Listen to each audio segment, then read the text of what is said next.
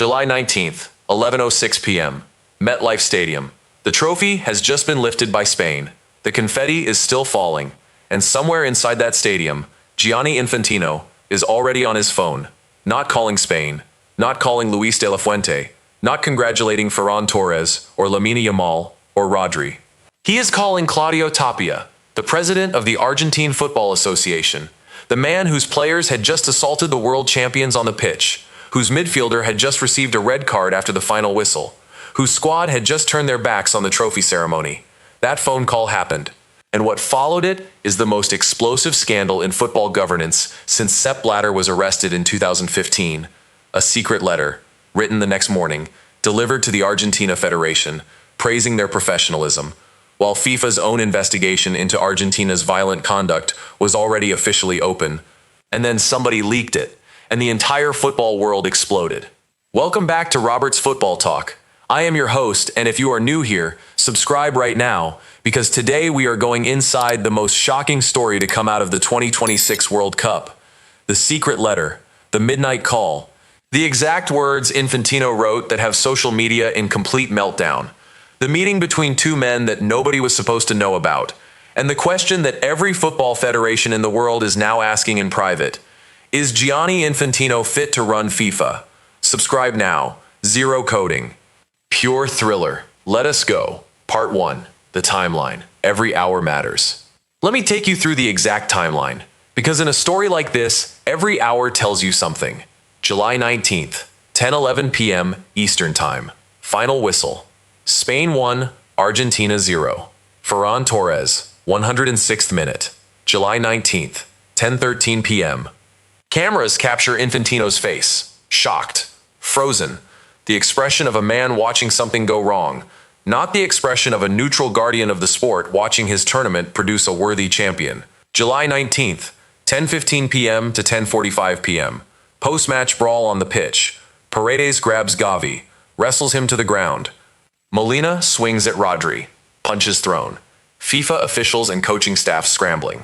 July 19th, 10:47 p.m. FIFA releases an official statement. The FIFA Disciplinary Committee has appointed a disciplinary and ethics prosecutor to examine potential breaches of the code relating to the post-match events. Official investigation into Argentina launched July 19th. Sometime after 11 p.m., Infantino makes contact with Claudio Tapia. The nature of that contact has not been officially confirmed, but what came the morning after tells you everything about what was said. July 20th, the morning after the final. Infantino writes the letter. Not a text, not a brief message, a formal letter on what was effectively FIFA presidential stationery, addressed to Claudio Tapia, Argentina Football Association president, the head of the federation whose players are currently under active FIFA investigation. And he writes it while that investigation is open, while his own disciplinary committee is reviewing footage of Argentine players assaulting Spanish players, while the petition calling for Argentina to be banned from future tournaments is already approaching 5 million signatures. He writes it anyway, and he sends it. Now I want to ask you something. If you were the president of the world's governing football body, and your own investigators had launched a probe the previous night into one team's violent conduct, would your first act the following morning be to write them a personal congratulations letter? Drop your honest answer in the comments right now. Subscribe to Robert's Football Talk before we read what that letter actually said, because the words are the most damning part. Part 2. The letter. Every word analyzed, every word damning. Let me read you the key passages from Infantino's letter to Tapia. These have been verified by the Daily Mail, Sports Illustrated, Sport Bible, and GB News, multiple independent sources. Every word confirmed. He wrote, Dear Mr. President, yesterday, Sunday, July 19th, 2026, at the magnificent New York, New Jersey Stadium, Argentina won the silver medal of the FIFA World Cup 2026 after an exciting final against Spain. Stop there. Already something is wrong. Argentina did not win the silver medal. That phrasing implies they achieved something positive. They lost the World Cup final after their midfielder was sent off and their players assaulted the winners. That is not a silver medal victory. That is a defeat followed by violent conduct. He continued, I would like to reiterate my most sincere congratulations for this important new result for Argentine soccer. Most sincere congratulations for losing, while under investigation, from the man running the organization conducting the investigation. He continued, "The FIFA World Cup 2026 will remain in memory as an unforgettable celebration of football marked by spectacular matches, the eruption of new promises, the presence of the great figures of the sport, and the extraordinary atmosphere lived in stadiums full of fans. Generic. Fine. Diplomatic. Moving on."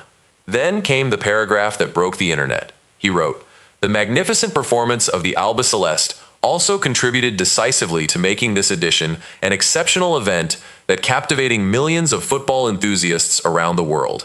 Magnificent performance. Argentina had 2 shots in 120 minutes of a World Cup final.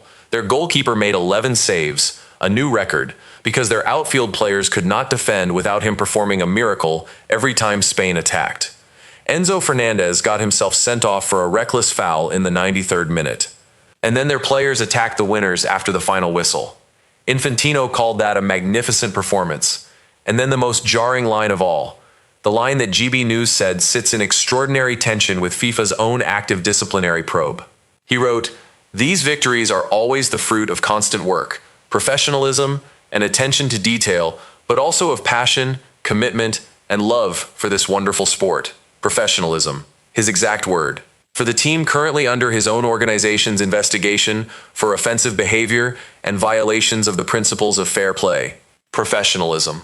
That word is the one that made every football federation in Europe, every journalist covering this story, every fan of every team that faced Argentina at this World Cup stop and read the sentence again to make sure they had not misunderstood it. They had not misunderstood it.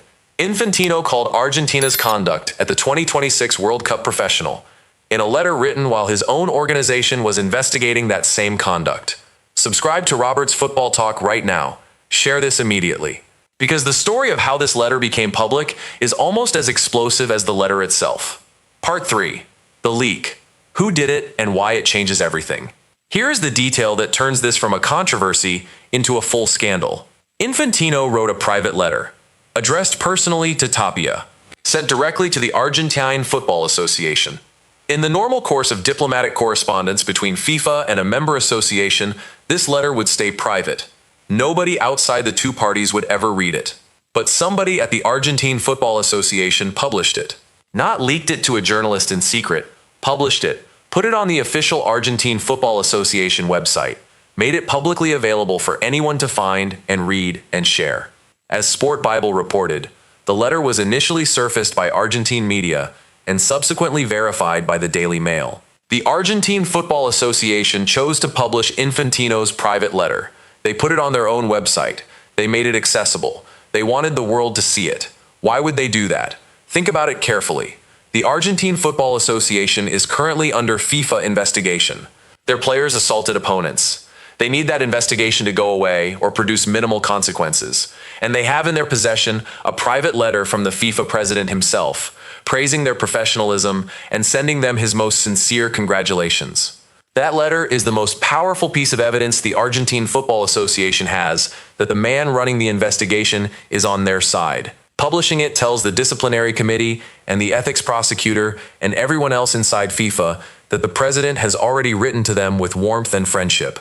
Publishing it is Argentina saying, "Do you really think a serious punishment is coming when the president sent us this?" It is one of the most calculated pieces of institutional maneuvering in the history of football governance.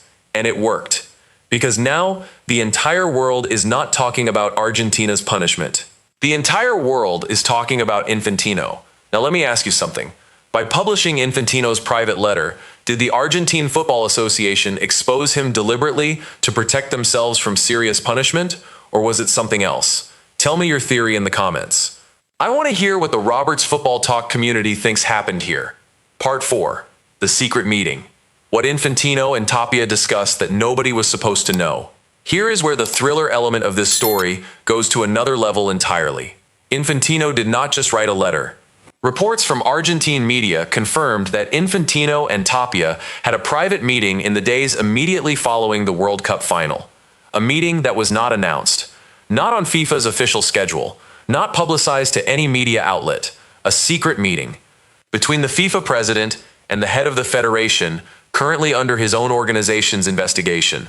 The timing of this meeting matters enormously. The FIFA Disciplinary Committee has appointed an investigator. That investigator is reviewing footage and evidence and building a case. And simultaneously, the president of the organization running that investigation is having private, unannounced meetings with the subject of the investigation. In any functioning governance structure, that meeting should not happen. It cannot happen. The moment it happens, the integrity of the investigation is compromised. Because one party to the investigation is in direct private contact with the head of the organization running it. And the head of the organization running it has already called their conduct professional in a letter. What was discussed in that meeting? Nobody outside those two men knows. There is no transcript. No recording, no official minutes. A private meeting between two people who both understood that what was said would never leave that room. But here is what we do know. In the days after that meeting, the Argentine Football Association published Infantino's letter on their official website. In the days after that meeting, Infantino went on social media and told critics of FIFA to meditate or pray. In the days after that meeting, the FIFA investigation has produced no public update and no indication of what punishment, if any, is being considered. Connect those dots. Subscribe to Robert's Football Talk and share this video right now. Because part 5 is where the institutional response to all of this goes from bad to catastrophic for FIFA. Part 5, the global reaction, Norway, fair square, UEFA, the institutions that are fighting back. This is not just social media outrage, this is institutional. And the scale of the institutional response is what separates this from every previous Infantino controversy. Fair Square, a worldwide advocacy group, filed a formal 8-page complaint with FIFA's own ethics committee, documenting what they describe as a lack of impartiality from Infantino throughout the World Cup. The Cape Verde comment, the letter, the conduct at the final, all documented, all submitted to the committee, the Norwegian Football Association. Their chief, Lise Klaveness, confirmed they will also lodge a formal complaint with the FIFA Ethics Committee. Norway separately accusing FIFA of crossing a red line in relation to political interference in a transfer matter. 2 separate formal complaints from Norway to FIFA in the same period. UEFA. The European football governing body described their relationship with FIFA as strained, accused FIFA of crossing a red line. UEFA, representing 55 of FIFA's 211 member associations, the most powerful regional confederation in world football, expressing institutional concern about FIFA's leadership. And social media. The petition calling for Argentina to be banned from future World Cups passed 23 million signatures. A clip titled FIFA President Gianni Infantino shocked reaction to Spain's goal, going viral with millions of views. Multiple versions of the letter analysis being shared across every platform. And then Infantino responded to all of it with his social media post, telling critics to spread love, not hate, and suggesting they meditate or pray or watch football instead. The man running the sport told 23 million people who signed a petition and the Norwegian FA and Fair Square and UEFA to meditate. That is the current state of FIFA governance. Part 6. The 4 questions nobody at FIFA will answer. Let me give you the 4 questions that the leaked letter and the secret meeting and Infantino's conduct throughout this tournament demand answers to. Not rhetorical questions. Real institutional questions that the FIFA Ethics Committee, FIFA's Congress, and every member association has the right to ask directly. Question 1. Why did Infantino write a warmth-filled congratulations letter to the Argentine Football Association on the morning after the World Cup final, while his own organization's disciplinary committee had already opened a formal investigation into that association's players? Question 2. What was discussed in the private, unannounced meeting between Infantino and Claudio Tapia in the days following the World Cup final? Who else was present? Was any conversation about the ongoing disciplinary investigation part of that meeting? Question 3. Infantino praised Argentina's professionalism in his letter, while FIFA's investigation covered offensive behavior and violations of the principles of fair play. How does a FIFA president reconcile those 2 positions simultaneously? Question 4. Infantino wrote noticeably warmer and longer praise for Argentina, who lost, than he did for Spain, who won. Spain's official congratulations from Infantino was shorter, less personal, and contained less emotional language than the letter sent to the federation currently under his investigation. Why? These 4 questions have not been answered. FIFA has not published any response to the letter controversy beyond Infantino's meditate or pray social media post. No press conference. No official statement addressing the specific conflict of interest between the letter and the active investigation. No explanation of the secret meeting. The silence is the answer. And in football governance, as in all governance, silence on questions this specific means the answers are ones that cannot be given in public. Part 7. The honest verdict. What this means for the sport. Let me be direct. More direct than I have been at any point on this channel about any topic. Gianni Infantino wrote a private letter calling Argentina professional while his organization was investigating them for assaulting opponents. He had a private, unannounced meeting with the head of the federation under investigation. He told global critics of his conduct to meditate. His face went viral when the right team won. He said on camera that he suffered alongside Argentina during a World Cup match. He invited Messi's unqualified club to a FIFA competition. His refereeing appointment for the England-Argentina semifinal was a man whose teams involving Messi had never lost. Any single one of those things would raise serious questions about the fitness of a FIFA president to hold office neutrally. All of them together, connected, documented, verified by multiple mainstream outlets. Published by Daily Mail, Sports Illustrated, Sport Bible, GB News, and others. That is not a conspiracy theory. That is a pattern documented in the public record, and it belongs to the man who has told his critics to meditate. Football deserved a neutral guardian of its most important tournament. The players who competed deserved referees appointed without the shadow of a president who had already expressed who he wanted to win.